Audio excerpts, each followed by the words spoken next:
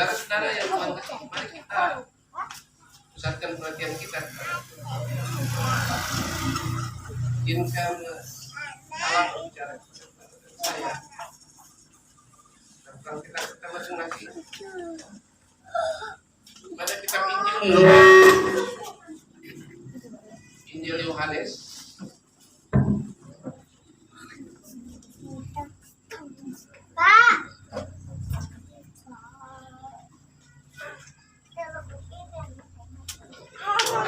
pasal 1.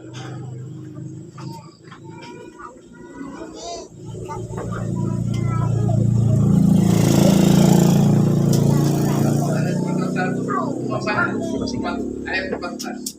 Ya, masih enggak? Ayat 14.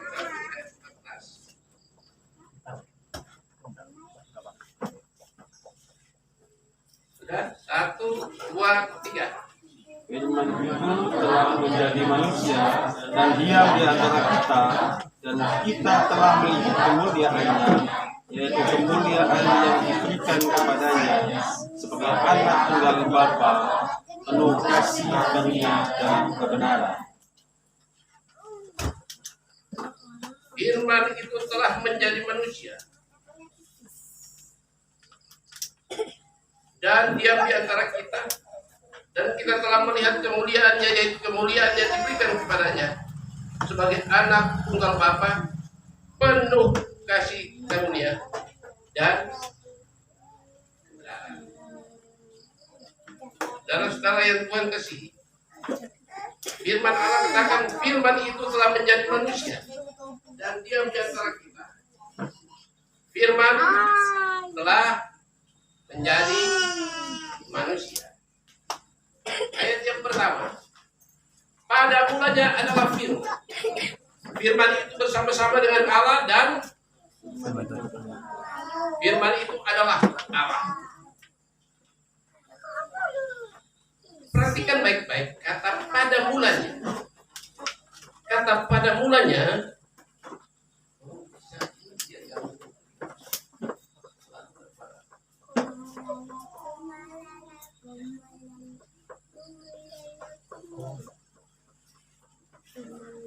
perhatikan, pada mulanya adalah firman. Kata pada mulanya itu berbicara tentang, dalam bahasa teologinya ialah pre-existensi, yaitu sebelum keberadaan firman menjadi manusia atau logos menjadi daging.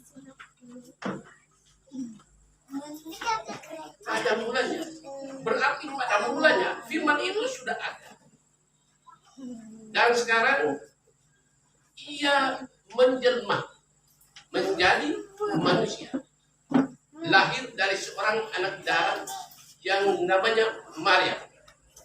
Ia lahir dari benih ilahi, bukan oleh karena hubungan biologis antara dua jenis manusia, tetapi dia lahir oleh karena kekuatan ilahi. Dia lahir dari benih ilahi. Itu sebabnya firman itu menjadi manusia, dan manusia Kristus itu sempurna. Sama seperti saudara dan saya, bisa rasa sedih, bisa rasa lapar, bisa marah. Hanya satu yang tidak ada padanya, yaitu dosa. Dia tidak berdosa, tidak pernah berbuat dosa. Pertanyaannya, mengapa ia mau menjadi manusia? Kenapa logos mau menjadi daging? Kenapa firman menjadi manusia? Kejadian pasal 6 ayat 5, 6 dan 7 menerangkan bahwa kejahatan manusia di bumi itu besar. Manusia itu hanya berbuat jahat semata-mata, sehingga membuat Allah sedih dan menyesal. Manusia, Allah tahu betul manusia tidak mampu untuk menyelamatkan dirinya sendiri oleh karena perbuatan dosa tadi. penuh ke mereka dengan air bah. Tapi kemudian Allah berjanji tidak lagi ada penuh dengan air bah. Saudara, Allah tahu saudara dan saya manusia tidak bisa menjangkau Allah karena kita terbatas dalam segala hal. Itu sebabnya Allah dan menjangkau saudara dan saya. Dasarnya adalah kasih. Yohanes 3 ayat 16. Coba Pak Samuel baca untuk kita.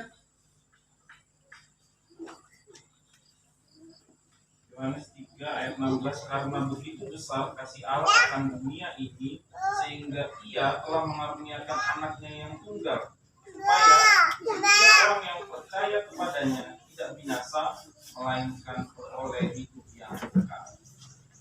Perhatikan kalimat yang pertama, karena begitu besar kasih Allah akan dunia ini.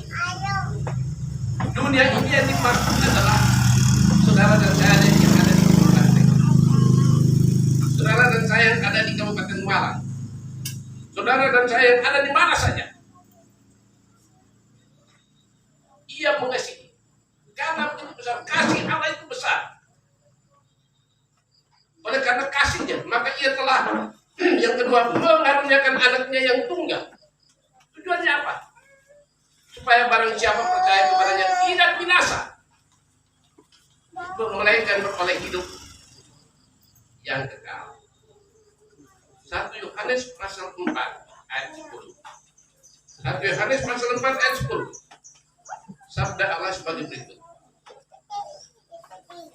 Inilah kasih. Inilah kasih itu.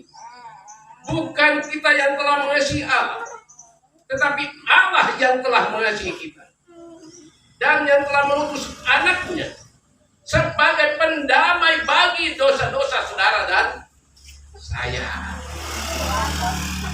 Yang mengutus anaknya sebagai pendamai bagi dosa-dosa saudara dan saya. Firman telah menjadi manusia. Siapa dia? Dikatakan pada mulanya adalah firman. Itu berarti dia sudah ada dalam kekekalan masa lalu. Dia ada hari ini dan akan ada pada kekekalan masa yang akan datang. Wahyu 1 ayat 8. Wahyu 1 ayat 8. Alfa dan Omega.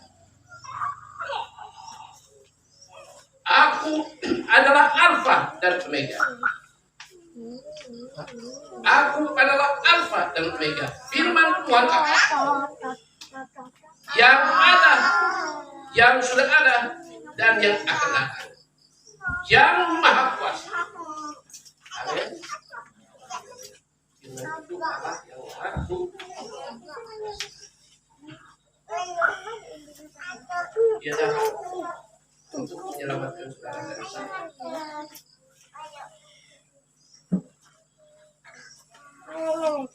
Seorang penulis bernama mengapa firman, mengapa harus dia? Mengapa harus Yesus? Sebab di bawah kolong langit ini tidak ada nama lain yang diberikan kepada manusia yang olehnya kita diselamatkan. Kisah Para Rasul pasal 4.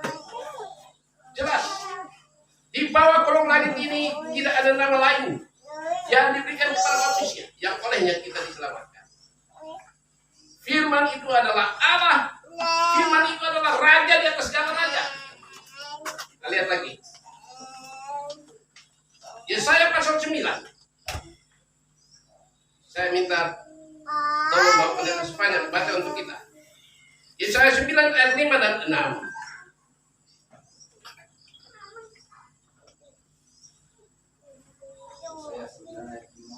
Sebab seorang anak telah lahir untuk kita, seorang putra telah diberikan untuk kita, lambang pemerintahan ada di atas bahunya, dan namanya disebutkan orang penasihat ajaib, Allah yang perkasa, Bapa yang dekat, Raja damai. Besar kekuasaannya dan damai sejahtera tidak akan berkesudahan di atas tahta Daud dan di dalam kerajaannya, karena ia mendasarkan dan mengokohkannya dengan keadilan dan kebenaran dari sekarang sampai selama-lamanya. Kecemburuan Tuhan semesta alam akan melakukan hal ini. Sebab, perhatikan baik-baik. Dan ayat ini saya sudah khotbahkan sejak saya mulai melayani Tuhan pada tanggal 3 Januari 1983. Tanggal itu saya melayani sebagai gembala sidang. Saya sudah khotbahkan. Perhatikan. Kalimat ini berbunyi, sebab seorang anak apa? Sudah lahir. Pertanyaannya, ini sudah lahir? Kan ayat tidak bicara tentang Yesus. Pertanyaan ini jelas harus dijawab. Apakah pada waktu itu Yesus sudah lahir? Saudara-saudara yang Tuhan kasih, secara fisik Yesus belum lahir, tapi sebagai juru selamat dia sudah ada pada kekekalan masa lalu. Ingat firman Allah katakan Nabi Yohanes, pada mulanya adalah dia. Tidak seorang pun dapat mengganggu gugat keberadaannya. Kalau dalam bahasa teologinya eksistensinya tidak bisa. Siapa mau mengatur dia? Loh, mengapa Tuhan harus begitu? Mengapa tidak begini? Pikiran kita ini terbatas, saudara-saudara. Sabda Allah yang dituliskan ini berasal dari Allah sendiri, yang diberikan kepada para nabi untuk diucapkan bahwa Yesus sebagai sang juru selamat sudah ada pada kekekalan masa lalu. Ada. Dia melekat pada dirinya sendiri. Siapa itu? Allah. Sebab dia adalah Allah. Perhatikan. Seorang anak telah lahir, seorang putra telah diberikan untuk kita. Lambang pemerintahan ada di atas bahunya. Namanya disebut orang penasihat ajaib. Allah yang perkasa. Bapa yang kekal. Raja damai. Besar kekuasaannya. Amin. Supaya ramai beri kemuliaan bagi Allah. Amin. Daripada kita duduk, saya sudah tambah belum suara saya, tapi saya baru pulang dari sawah, mungkin capek ya. Saya paham. Padahal saya sendiri baru sudah berangkat dari rumah tuh jam 5 pagi. Saya pengen kalau saya pulang cepat. Tunggu Pak Dini datang, saya sedang tidur. Pak Dini boleh saya bangun dan ya kita jalan. Padahal saya belum ganti. Karena saya ingin bertemu dengan saudara-saudara. Saudara-saudara dikatakan namanya disebut orang penasihat ajaib. Allah yang perkasa, Bapa yang kekal, Raja damai. Dia katakan begini, damai sejahtera yang kuberikan kepadamu tidak sama seperti yang diberikan oleh dunia ini kepadamu. Sekarang ini banyak orang mencari damai. Kalau mencari damai, hanya terdapat dalam diri. Amin. Amin. Sebab damai dari dunia ini, saudara-saudara, sifatnya sangat sementara, semu. Tapi damai dari Allah yang diberikan oleh Allah itu sifatnya abadi. Karena apa? Karena memang dia abadi, dia kekal. Sifatnya kekal, sehingga segala sesuatu yang diberikan pun sifatnya abadi. Kemudian coba lihat Matius pasal 2 ayat 2. Itu dimulai dari kisah para Majus mencari raja yang baru lahir itu. Mereka datang ke Bethlehem. Mereka bertanya-tanya. Perhatikan, di manakah dia? Raja orang Yahudi yang baru lahir itu. Kami telah melihat bintangnya di timur. Dan kami datang untuk apa?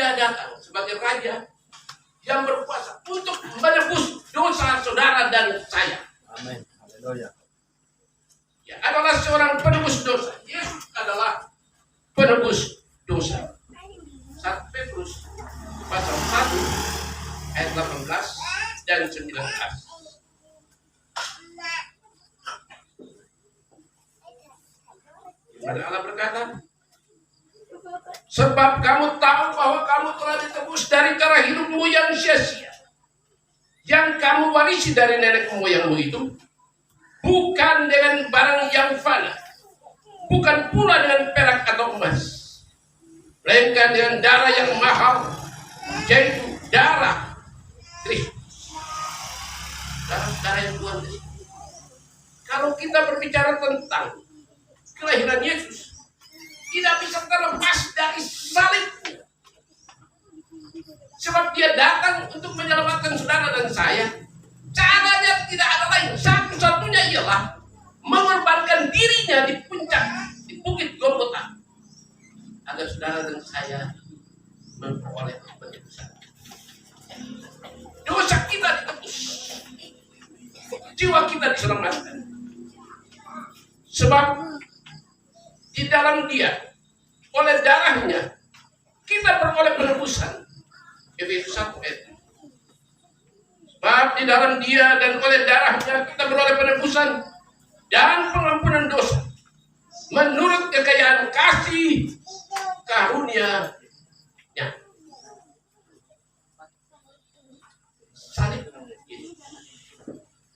Salib itu berat.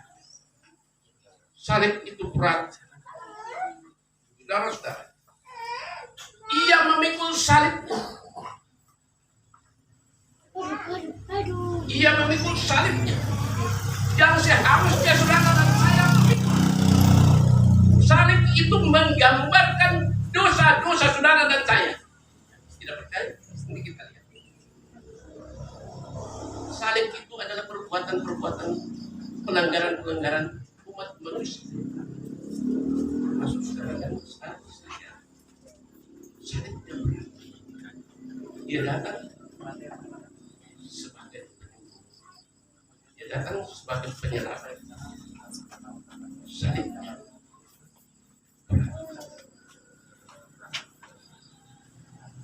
Yesaya 50.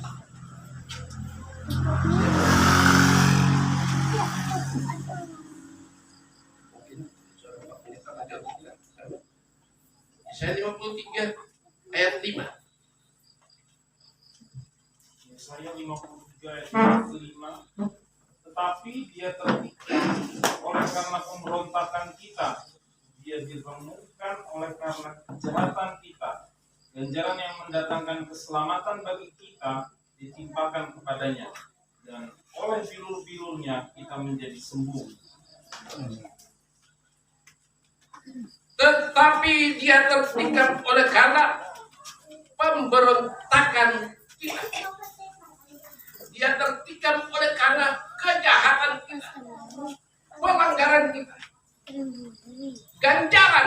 Nah ini dia.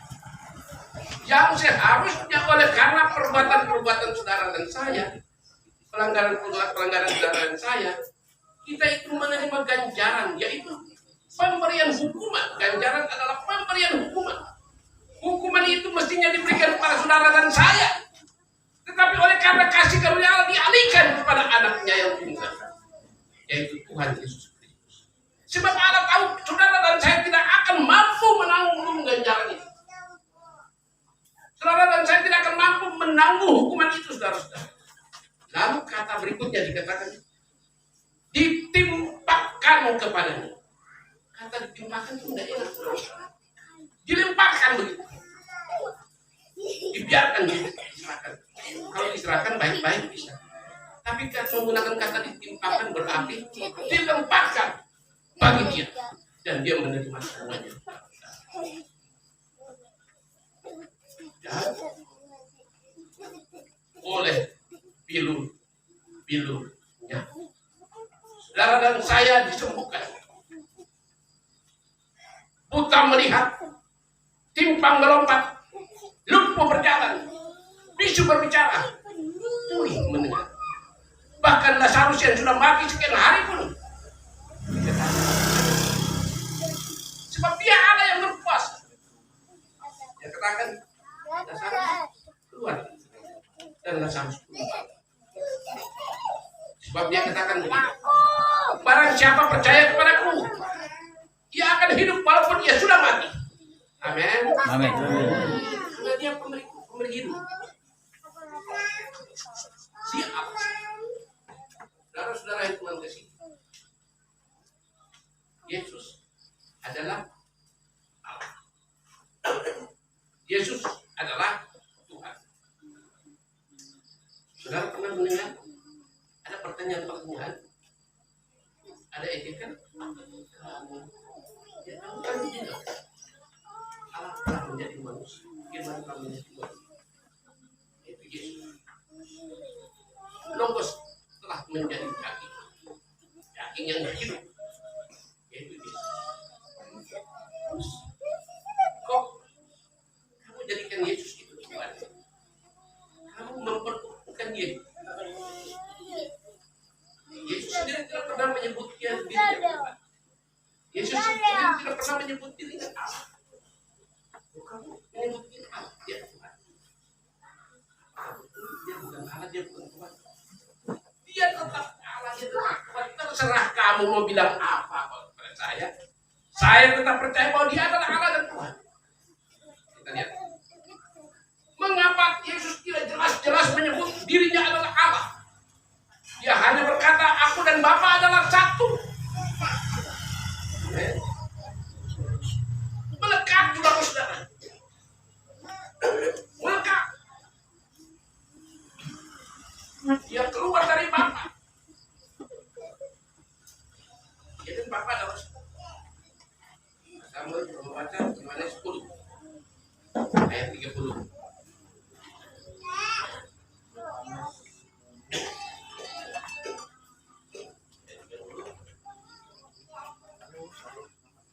Aku dan Bapa adalah satu. Aku dan Bapa adalah satu. Dia adalah sang Alfa dan Omega. Suatu ketika Yesus berdialog dengan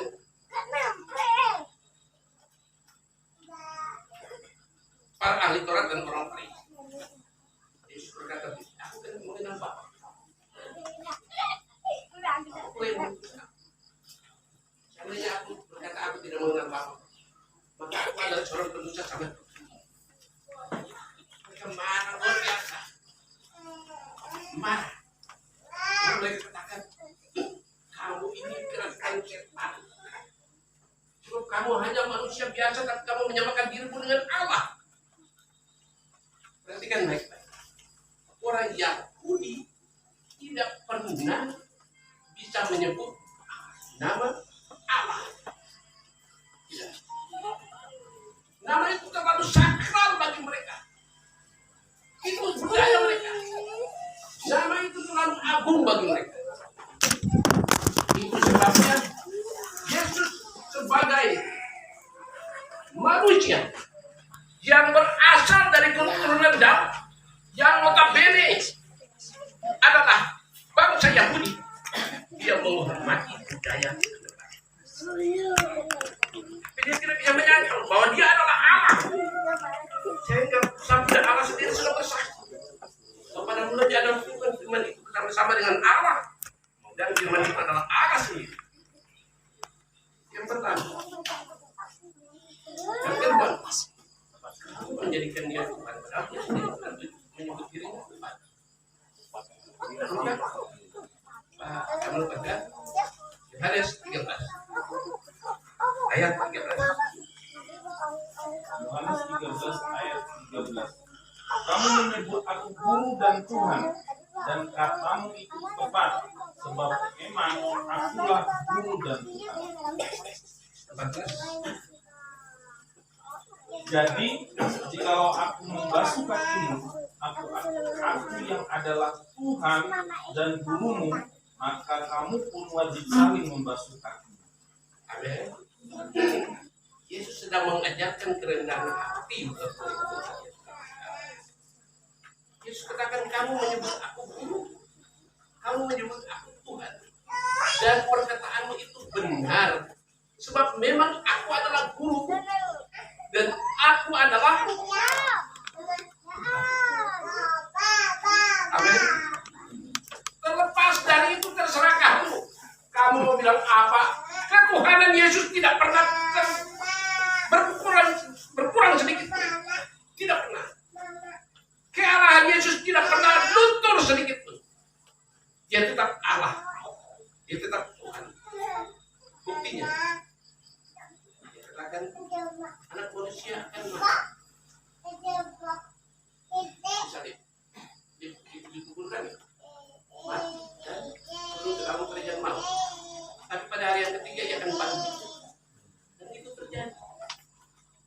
bangkit 40 hari masih tinggal sama murid-muridnya. Itu terjadi. Kemudian apa? Sesuai dengan keberadaan yang sudah katakan pre-existensi tadi. Maka setelah tugas-tugasnya selesai, apa yang dia katakan ketika disalib? Sudah selesai. Itu kata yang kalimat yang paling terkenal di seluruh bumi, saudara-saudara. Sudah selesai. Karena pekerjaannya di bumi sudah selesai, maka dia kembali ke tempat di mana dia berasal. Amin. Bukan seperti orang yang saya sembah sebagai nabi. Tetapi tiap hari saya masih sembahyang untuk dia agar dia menjadi pribadi Allah. Tidaklah, tidak begitulah. Yesus bukan begitu. Kalau dia dapat kita yang surga karena dia datang dari sana, dia kembali ke sana. Itulah Yesus, saudara dan saya. Dikatakan oleh ilmu-ilmunya kita menjadi sembuh. Dia adalah penyembuh. Yohanes 5. Dalam Yohanes pasal 5 ayat 1 sampai 18 menceritakan tentang Yesus menyembuhkan seseorang yang lumpuh pada hari Sabat. Dia datang di Yerusalem. Ada sebuah kolam di sana namanya Bethesda. Kolam itu biasanya banyak orang sakit tidur di situ.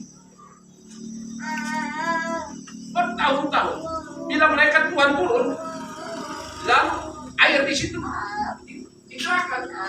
Siapa orang sakit yang bisa lompat masuk air itu, dia sembuh. Kemudian Yesus melihat ada seorang tertidur di atas kilau. Yesus bertanya kepadanya, maukah engkau sembuh? Dia sudah 38 tahun berada di situ, sudah sakit dalam 38 tahun. Tidak dia sembuh. Yesus katakan, maukah engkau sembuh? Dia bilang, bagaimana saya bisa sembuh? Begitu air bergerak, saya baru mau bergerak, orang lain sudah masuk. Lalu Yesus berkata, bangunlah, angkatlah tilammu dan berjalanlah. Dan orang itu pun bangun, angkat tilammu, memikulnya dan berjalan. Itu heboh. Kalau cuma itu terjadi pada hari Sabat, di mana orang Yahudi sangat menghormati Sabat. Sabat saja dihormati, apalagi nama Allah. Kenapa membuat perbandingan dan bayangkan? Sabat saja dihormati. Mereka marah, sangat marah. Mereka tanya kepada orang yang sembuh itu, siapa yang menyembuhkan kamu dan menyuruh kamu bekerja pada hari Sabat, memikul tilammu pada hari Sabat? Orang itu bilang, saya tidak mengenal dia. Saya tidak tahu siapa namanya. Kemudian Yesus bertemu dengan dia. Yesus berkata, sekarang kamu sudah sembuh. Pulanglah dan jangan berbuat dosa lagi. Lalu kemudian orang itu berkata dan menyiarkan berita itu. Yang menyembuhkan saya adalah Yesus, orang dari Nazaret. Yesus adalah penyembuh saudara dan saya. Yang hari ini bertanya kepada saudara dan saya, maukah kamu sembuh? Dia katakan, bangkitlah, angkat tilammu dan berjalanlah. Saudara-saudara, Yesus adalah Allah yang sangat agung, termasuk dan termulia. Namanya agung, namanya mulia, namanya termasuk. Bersama tolong kita. Mazmur 8 ayat 2 dan ayat 10. Mazmur 8 ayat yang kedua dan 10. Ya Tuhan, Tuhan kami, betapa mulianya nama-Mu di seluruh bumi, keagungan-Mu yang mengatasi langit dinyanyikan. Ya Tuhan, Tuhan kami, betapa mulianya nama-Mu di seluruh bumi. Ya Tuhan, Tuhan kami, betapa mulianya nama-Mu di seluruh bumi. Keagungan-Mu yang mengatasi langit. Ya Tuhan, Tuhan kami, betapa mulianya nama-Mu di seluruh bumi. Amin. Hanya Dia, hanya Yesus. Masih banyak kalau kita Yesaya 43 ayat 11. Hanya Yesus, namanya mulia di seluruh bumi. Yesaya 43 ayat 11. Akulah Tuhan dan tidak ada juru selamat selain daripada. Aku. Allah berkata,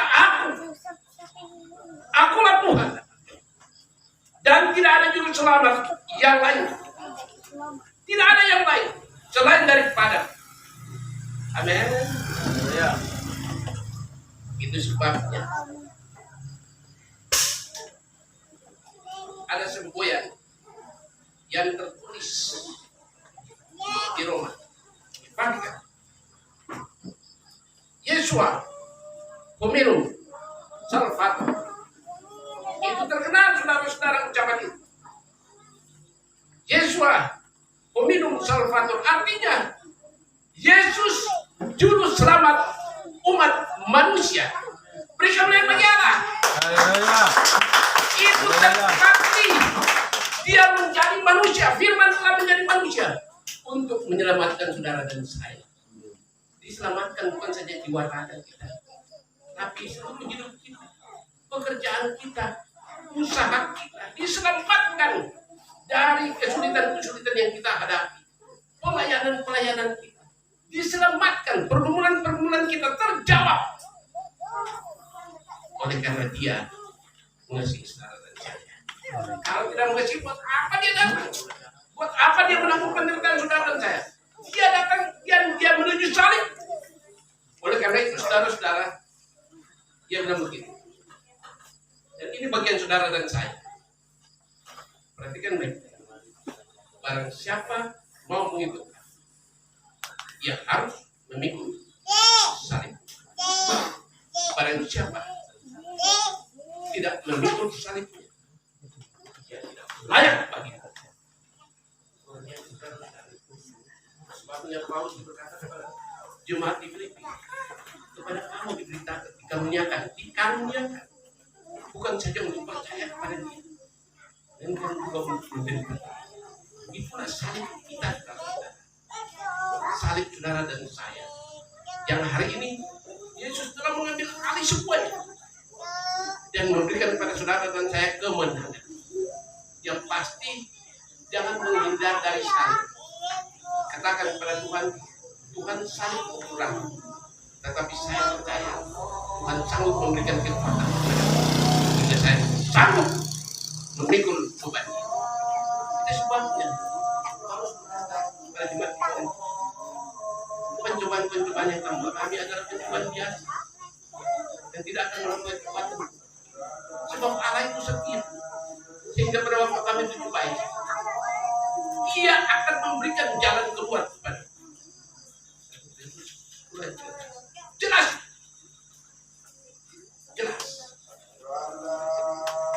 Yesus juru selamat umat manusia. Firman itu telah menjadi manusia. Logos telah menjadi daging. Dan perhatikan baik-baik. Firman itu telah menjadi manusia dan Ia tidak menganggap kesetaraannya dengan Allah sebagai milik yang harus dipertahankan. Walaupun Dia tahu bahwa Dia Allah. Sampai di situ, coba Pak Samuel baca kepada kita Yohanes pasal 17 ayat 5. 17 ayat 5. Ya Bapak, Oleh sebab itu, ya Bapa, permuliakanlah aku padamu. permuliakanlah aku pada dirimu sendiri Dengan kemuliaan yang kumiliki. dengan kemuliaan yang kumiliki di hadapanmu Sebelum dunia. sebelum kemuliaan yang kumiliki di hadapanmu sebelum dunia ada. Itu sebabnya dalam pasal 8 ayat 58 Dia berkata, sebelum Abraham ada, aku sudah ada. Sebab aku adalah Alfa dan Omega.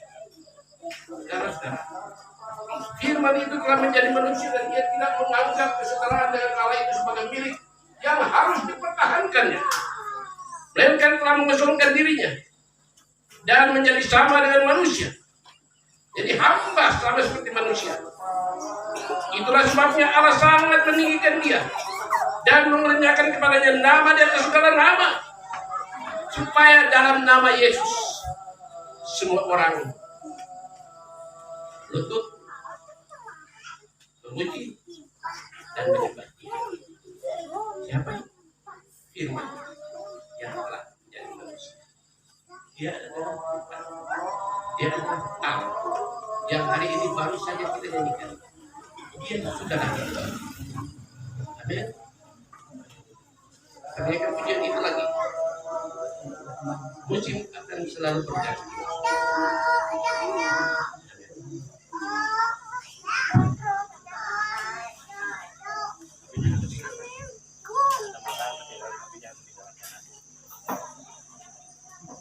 Kita berdiri bersama-sama.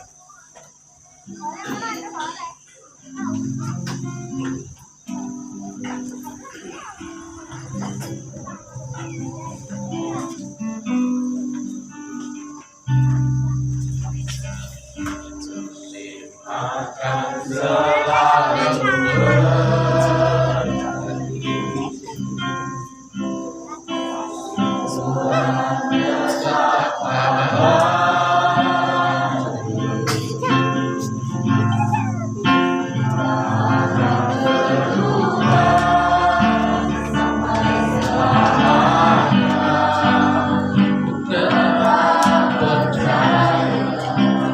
haleluya, haleluya, haleluya.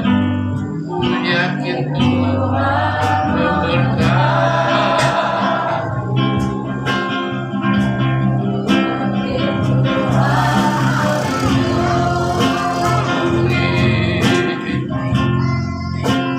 turun di udara, Tuhan pelihara.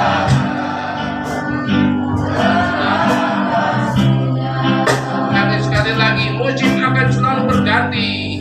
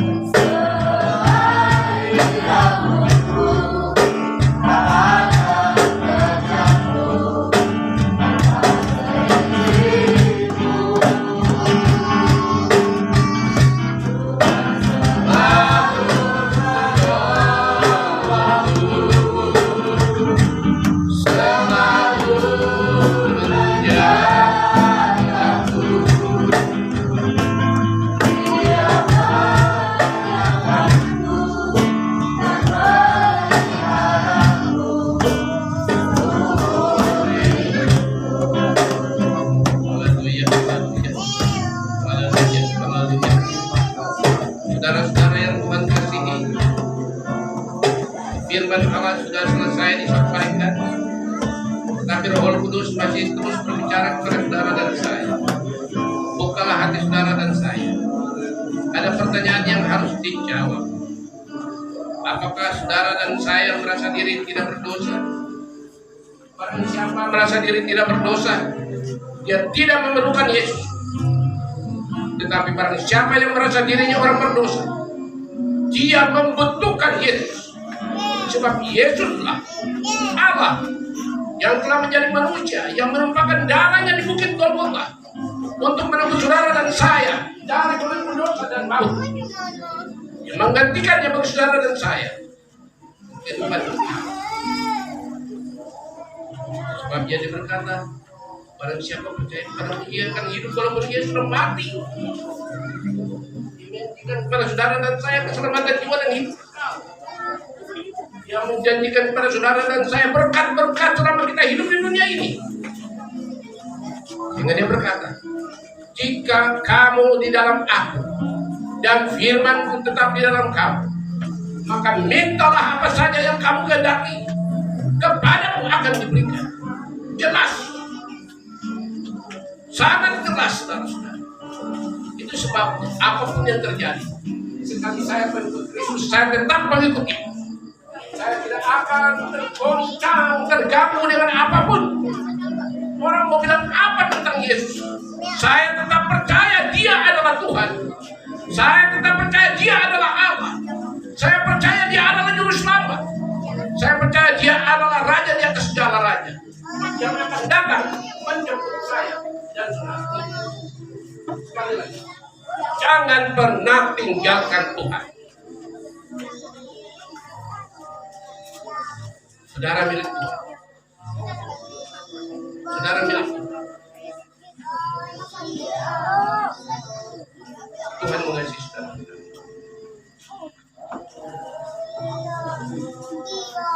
Haleluya, haleluya, haleluya.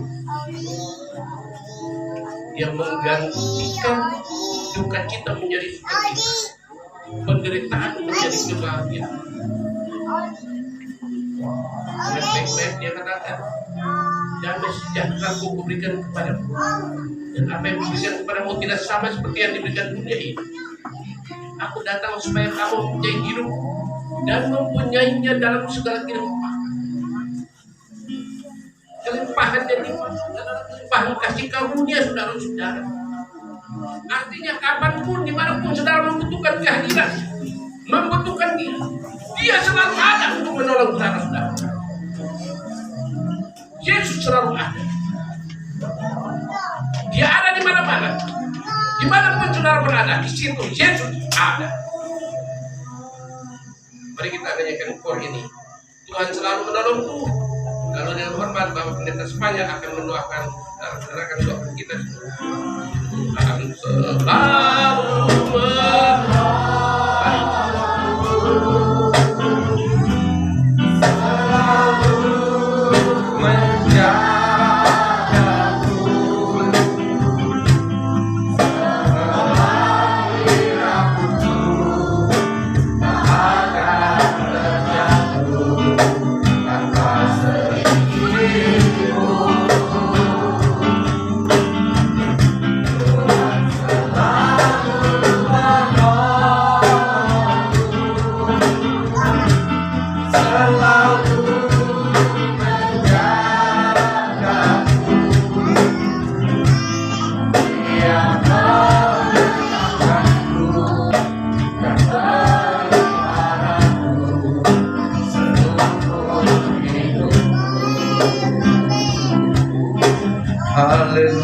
haleluya, haleluya, haleluya, haleluya. Sore hari ini penuh rasa syukur dalam hadirat-Mu Bapa. Karena firman-Mu itu firman yang iya dan amin. Firman yang tidak pernah berubah kuasanya. Firman yang telah ada sebelum dunia ada. Segala sesuatu tercipta oleh karena firman. Dan firman sanggup memulihkan. Firman sanggup menyembuhkan.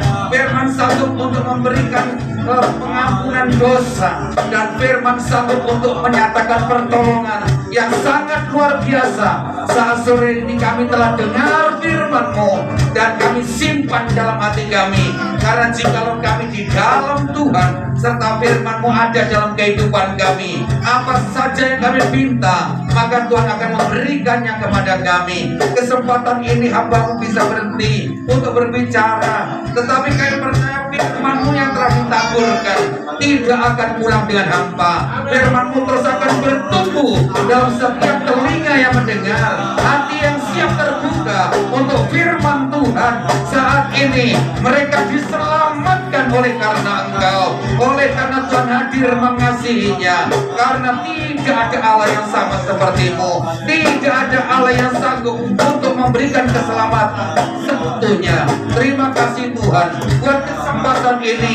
Izinkan hamba-Mu berdoa buat kekasih-kekasih kami yang saat ini ada bersama dengan kami, yang mendengar firman-Mu. Berkati Tuhan dengan urapan kuasa Roh-Mu, ada kemuliaan-Mu hadir. Singkapkan rahasia ini lebih dalam lagi, serta mereka teguh, kuat, kokoh di hadapan Tuhan, dan tidak mudah untuk meninggalkan keselamatan, tetapi tambah mencari lebih dekat bersama-Mu. Berkati hamba-Mu yang sudah Tuhan percayakan untuk menaburkan benih firman Allah, kesehatan, urapan yang baru, terus menyatakan di dalam kehidupannya, dan terus pakai hari demi hari sesuai dengan kehendak-Mu dimanapun hamba-Mu Engkau percayakan untuk melayani pekerjaan-Mu Bapa. Kami percaya penyertaan Tuhan, tanda-tanda heran terus terjadi dalam kehidupan hamba-Mu. Terima kasih Tuhan. Demikian juga seluruh tim altar yang sudah melayani, baik choir singer,